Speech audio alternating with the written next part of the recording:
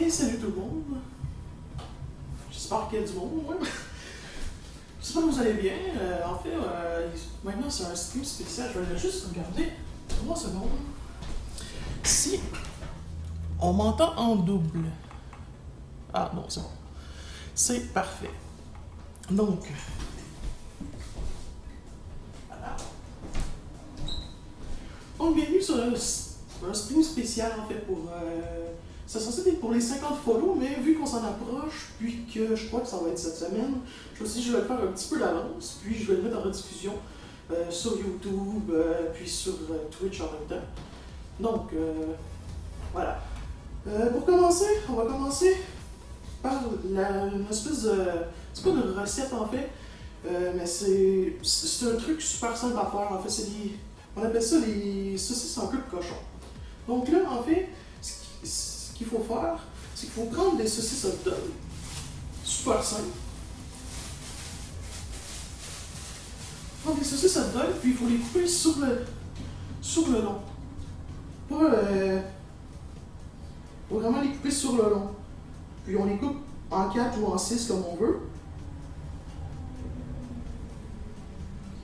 Mais en 4 ça va mieux. Donc voilà, comme ça.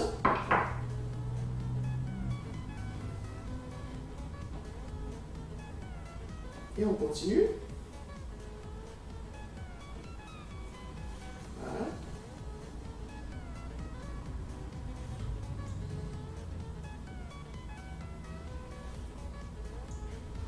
Voilà. Comme vous voyez, avec 3 saucisses, on en fait quand même beaucoup.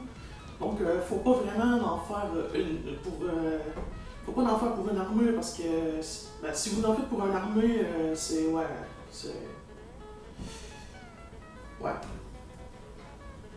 Vous allez en faire trop. Yeah, sorry, green line shirt. I forgot to change the name of the stream and all, so yeah. Donc, voilà. En fait, ça vous les mettez dans la friteuse. Puis après, ça va venir comme en tire-bouchon, quoi. Comme des queues de cochon, quoi. Comme ça ici. J'en ai préparé déjà d'avance, voilà. Je vais même l'approcher de la caméra, comme ça vous allez pouvoir le voir. Voilà. Mais moi, je mange ça avec de la sauce barbecue, comme ça. Puis, c'est super bon. C'est juste, c'est hyper gras, mais c'est bon. Donc, maintenant, déplaçons ceci.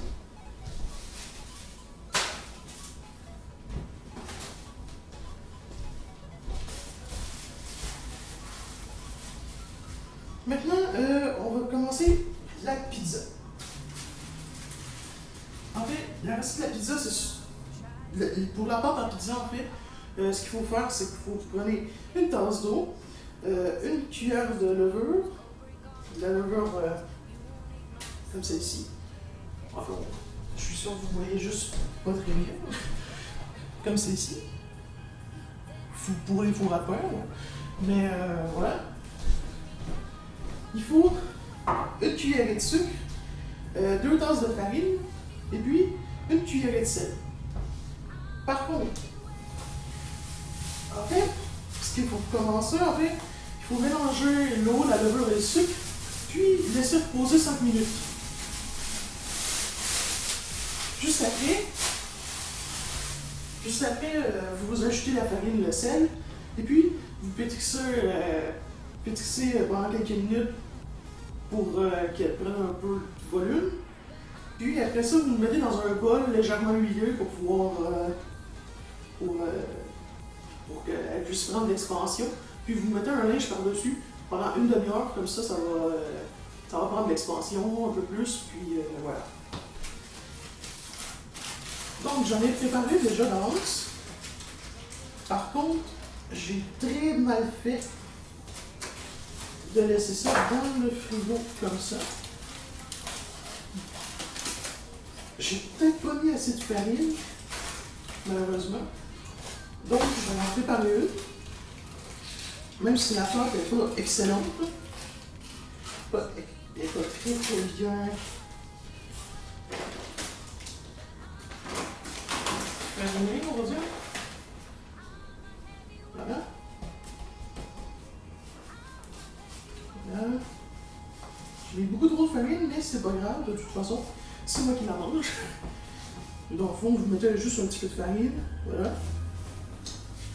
Puis après, ce que je fais, c'est que ma garniture, moi je mets de la sauce à pizza, du pepperoni, du fromage, je mets des champignons, des oignons, puis du fromage parmesan. Ben, merci les Gabi pour... Ça, en plus, c'est moi qui l'ai fait moi-même.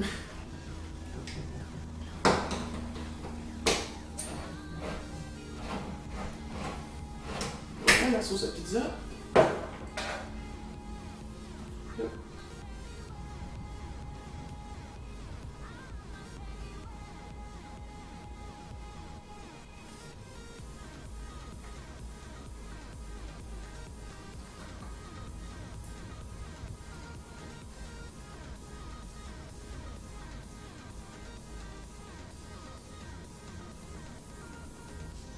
Voilà.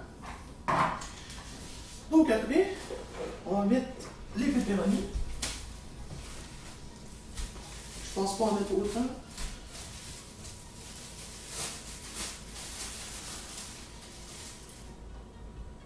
Voilà.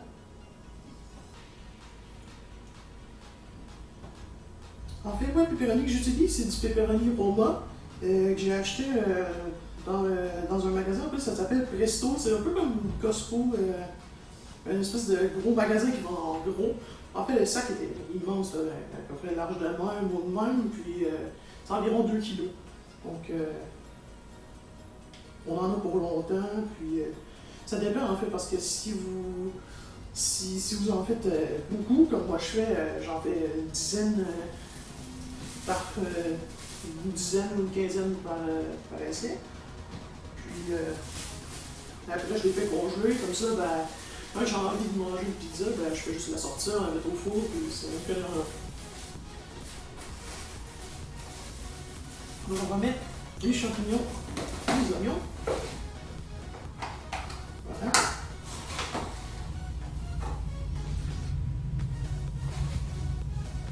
Moi, je les mets en dessous, mais vous pouvez toujours les mettre au-dessus.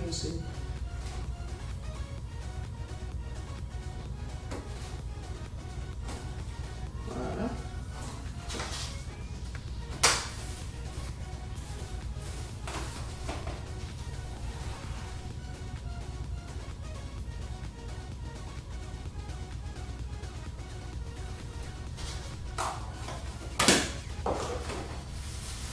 Le fromage.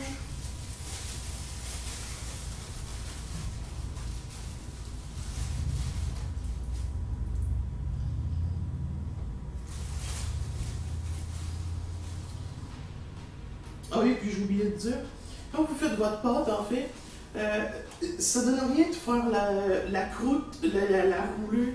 Parce qu'en fait, c'est que la pâte, elle va gonfler en dehors de. Quand il n'y a pas d'ingrédients dessus, ça va gonfler. Donc ça donne rien de mettre trop de pâte ou rien. Sinon, vous allez vous retrouver avec une croûte trop grosse, une croûte grosse comme ça pour une pizza à peu près grande de même, ça pas très bien. Donc, j'ai oublié le fromage parmesan. Voilà. Puis je vais mettre les épices italiennes que je mets à peu près dans tout. Voilà. Voilà. Donc voilà, c'est ça que ça donne. Puis cuit, j'en ai déjà préparé. J'ai préparé ça ce matin.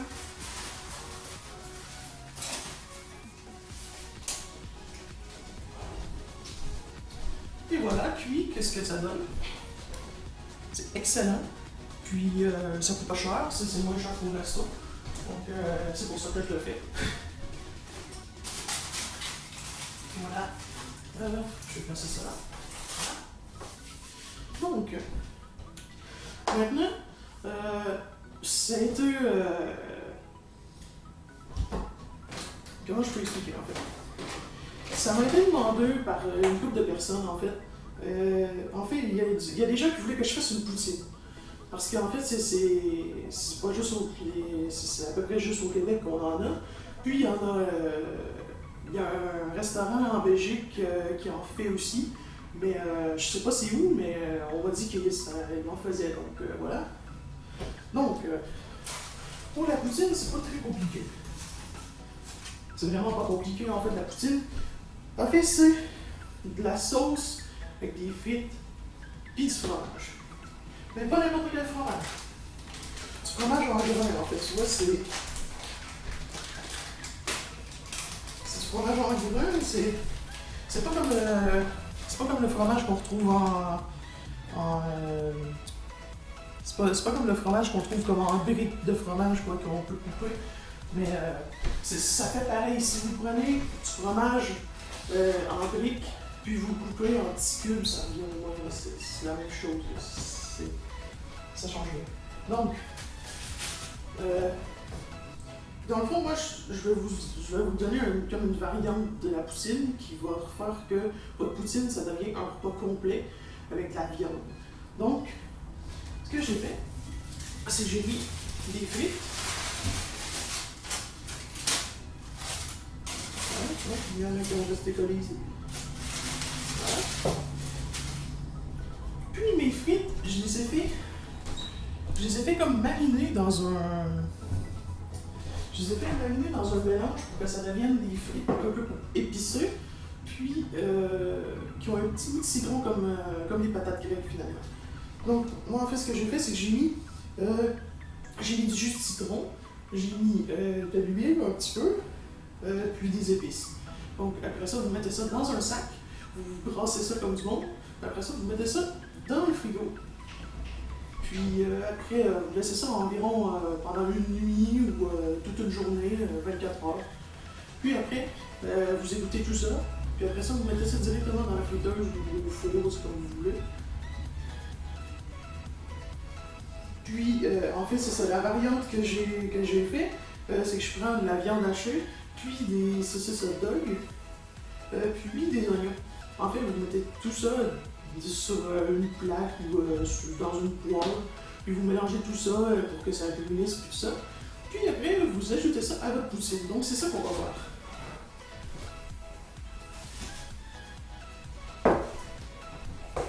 Voilà. On a les oignons. Moi, je vais le prendre avec mes mains, de toute façon, c'est moi qui le mange. Voilà. Voilà les oignons.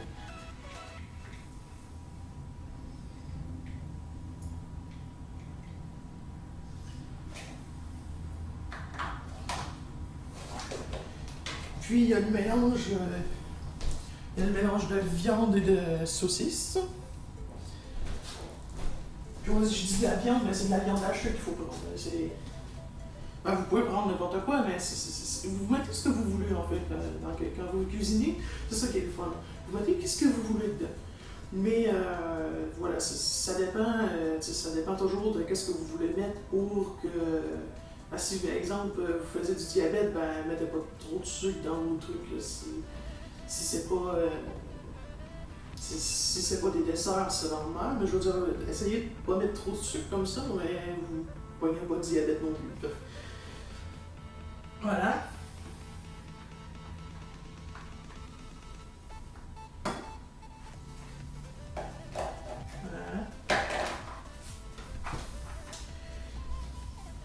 Puis après, on ajoute la sauce. On fait la sauce à poutine, ça s'appelle comme ça. Mais vous voyez, par exemple, de la sauce barbecue, ça revient au même. Il n'y a aucun problème. Il n'y a aucun problème pour ça. Vous prenez de la sauce à poutine, de la sauce barbecue. En autant que ce soit une sauce. En autant que ce soit une sauce quand même assez liquide. Comme ça. Puis. Après, vous versez ça sur votre poutine. Mais avant, non. Avant, il faut ajouter le fromage. Parce que on veut que le fromage goûte la sauce quand même. Voilà, on va ajouter le fromage. Le fromage. Moi, j'aime ça avec beaucoup de fromage, donc voilà. Gabi aussi aime ça avec le fromage. Je suis sûr que je vais la voir. Oh, le fromage, le fromage!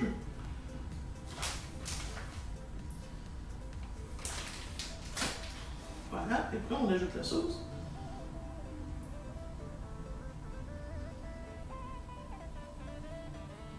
Voilà.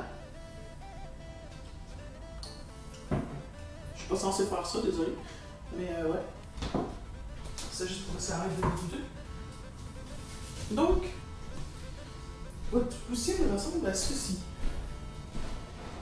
Donc c'est joli, c'est une belle assiette. Maison du fromage, ouais. Puis c'est ça, en fait, si ça fait une belle assiette, ça fait un repas complet. Ben, c'est mieux de pas en manger trop souvent non plus, par contre. Parce que sinon, ouais, vous allez venir gros comme moi, tiens. Voilà. Donc, c'était tout pour la poutine. Maintenant, il reste la pièce maîtresse. Ouais. Gabi, je vais t'en envoyer un jour du fromage, c'est sûr et certain. Donc, on est arrivé à la pièce maîtresse, en fait. C'est l'espèce de... La seule recette que pas tout le monde fait, en fait. C'est la garniture de chocolat Reese. Vous savez, les Reese, c'est comme fait... c'est rond, ça a un goût de... Ça a un goût de beurre d'arachide, puis il y a du chocolat par-dessus. Donc, moi, c'est ça ce que je vais faire. Je sais pas s'il y en a partout dans le monde, mais moi, je sais qu'il y en a ici au Québec, puis j'en raffoie. Donc, voilà. Donc, ça prend une 3/4 de tasse de beurre, 3/4 de tasse de beurre de pinot, enfin, de beurre d'arachide, qu'il faut faire fondre au fourmilon. Mais je l'ai déjà fait pour essayer de faire un peu moins longtemps sur le live. Ça prend une tasse et demie de chapelure. De la chapelure, c'est pas de la chapelure, c'est de la chapelure de biscuit-gramme en fait. Comme ça ici. La chapelure de biscuit-gramme, petite abeille, en tout cas. Puis ça prend une tasse et demie de sucre glacé. Je sais pas pourquoi sucre glacé, mais c'est ça. Donc vous mettez ça dans un bol, on va dire que c'est un bol, ok? C'est un plat, mais c'est un bol, ok? Puis après, vous mettez les ingrédients secs. Voilà.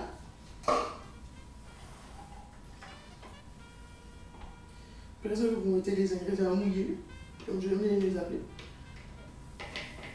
Puis vous mélangez. J'ai pas pris un plat assez grand. Triste. Voilà.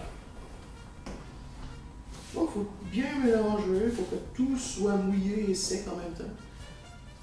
Ben, mouillé, en fait, ouais. Ben, tout soit mouillé, finalement. Tout soit mouillé et sec. C'est moi, ça. C'est bien moi pour dire des conneries comme ça.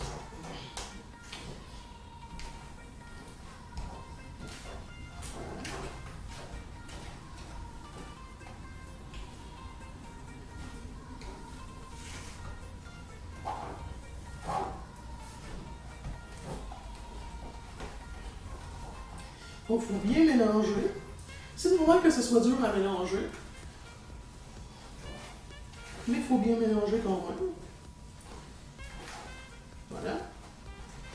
Puis moi, vu que je fais juste la garniture, en fait, je fais juste la déposer dans des assiettes d'aluminium qui sont ici. Voilà. Je les pose dans des assiettes d'aluminium comme ça, avec une feuille d'aluminium par-dessus, pour que quand vous vouliez le démouler pour le couper, ben, vous avez juste enlevé le papier d'aluminium, puis retourner le truc, puis après ça, vous pouvez couper, puis voilà. Donc, je vais en mettre la moitié ici environ. Vous l'étendez bien comme il faut. Bah, plus ou moins bien comme il faut, parce que ça ne change pas grand-chose. Mais si vous voulez le faire avec le chocolat, en fait, vous les mettez... vous pouvez le mettre dans des papiers pour le muffin. Puis mettre un peu de chocolat dans le fond, chocolat fondu. Puis après, vous prenez une pastille de votre pâte. Vous prenez une pastille de votre pâte, puis après ça, vous mettez ça sur le riz, puis après ça, vous recouvrez de chocolat. Donc,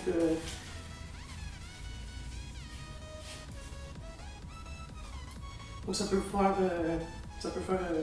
pareil comme les chocolats riz, mais quand vous allez goûter à ces chocolats-là, vous allez voir, c'est pas pareil comme c'est pas pareil comme quand on trouve au dépanneur ou au magasin. C'est vraiment beaucoup trop différent.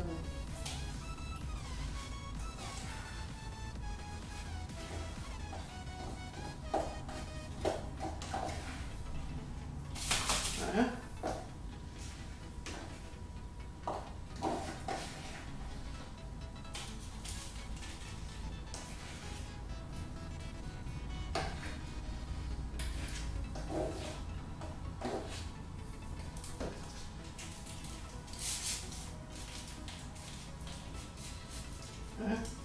Je fais ça avec une fourchette, mais vous pouvez faire ça avec une cuillère aussi, ça change rien, c'est juste... moi j'aime mieux avec une fourchette.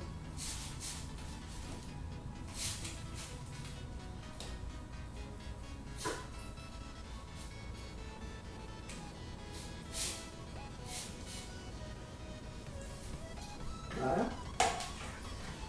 Ah, de la vaisselle sale. Bon. Oui, voici ce que ça donne. Ça donne ça. Puis on met ça au frigo pendant environ 2-3 heures. Donc là, ça a le temps de bien figer. Puis après, c'est super bon. Après, vous pouvez juste le couper puis le manger, comme vous voyez. Ça, c'est sûr que j'ai fait avant hier. Oui, cette recette-là, en fait, ça va être pour quelqu'un d'autre. Là, je l'ai fait pour quelqu'un parce que sinon, je vais en avoir pour une éternité. Donc voilà. En fait, vous voyez, ça donne comme une espèce de... Comment je peux appeler ça, en fait? Une espèce comme une bâton, on va dire. Puis, vous voyez, c'est pas très solide, on va dire. Mais ça se tient bien, quoi. Donc voilà. J'en ai fait aussi un jour. Avec un mélange de noix montagnard. Ça donne vraiment un bon goût. Mais on dirait que ça fait trop peanut, ça fait trop arachide, puis noix, puis... Oui, ça ressemble à du sucre à la crème, Gaby. Ouais, c'est à peu près la même chose que du sucre à la crème, mais ouais, c'est juste que c'est au beurre d'arachide. Donc, voilà, moi je crois que c'était tout. J'ai passé à travers, ouais. Puis, ouais, c'était bien le fun en fait. Il faudrait que j'en refasse d'autres, mais avec plus de followers, comme ça, on aurait plus de gens sur le live, on aurait plus de gens pour nous donner des idées de recettes. Comme ça, ben, ça serait plus intéressant pour vous, puis avoir plus de recettes même. Parce que, ben, 4 recettes, on a passé pas beaucoup de temps même. Ça fait 24 minutes qu'on live. On a passé vraiment pas beaucoup de temps pour faire les recettes en fait. Puis ouais, ça m'intéresse d'en faire beaucoup plus. J'aimerais ça en faire beaucoup plus même parce que si ça se fait vite comme ça, je pourrais en faire 6-7 puis faire ça en 1h30, 2 heures même. Ouais. Ça serait vraiment cool. Puis j'ai aucune idée en fait si ça serait intéressant d'inviter des gens justement pour faire des recettes avec moi. Ça serait peut-être intéressant. Ça serait intéressant d'inviter des gens. S'il y a des gens qui sont disponibles, puis ouais. Ben, merci d'avoir regardé. Je vais revenir environ dans peut-être 1 heure pour pouvoir continuer faire un autre live mais sur un jeu, probablement sur Sky Saga, c'est un nouveau jeu en alpha. C'est comme Minecraft, mais en free-to-play. Tout le monde peut s'inscrire, même sur skysaga.com. Il me semble. Il me semble que c'est skysaga.com. Ouais, c'est ça, c'est skysaga.com. Vous vous inscrivez. Puis après, ce que vous faites, c'est que vous authentifiez votre email. Vous validez. Puis, probablement demain, après-demain ou maximum une semaine, vous allez recevoir un code. Pas un code même, c'est juste le téléchargement pour pouvoir entrer dans le jeu. Puis, c'est vraiment intéressant comme jeu. Il va falloir que je vous le montre tout à l'heure, même si j'ai fait un stream hier. Ouais, mais c'est ça, il faut que tu demandes la clé. Mais la clé, en fait, il faut que tu fasses juste valider ton email, puis ça demande la clé automatiquement. Donc, je vais revenir dans environ 1 heure. Merci d'avoir regardé. C'était super intéressant d'avoir des gens qui étaient dans le chat, même s'ils étaient... on était 5 quand même, on était 5. Je pensais qu'on était plusieurs, un peu plus que ça, mais on était censé avoir plusieurs autres personnes, mais on n'a pas eu aucune nouvelle de ces personnes-là. Donc c'est pas grave, ils vont regarder en rediffusion de toute façon, j'imagine. Donc merci d'avoir regardé, puis je vous dis dans 1 heure. Allez, ciao!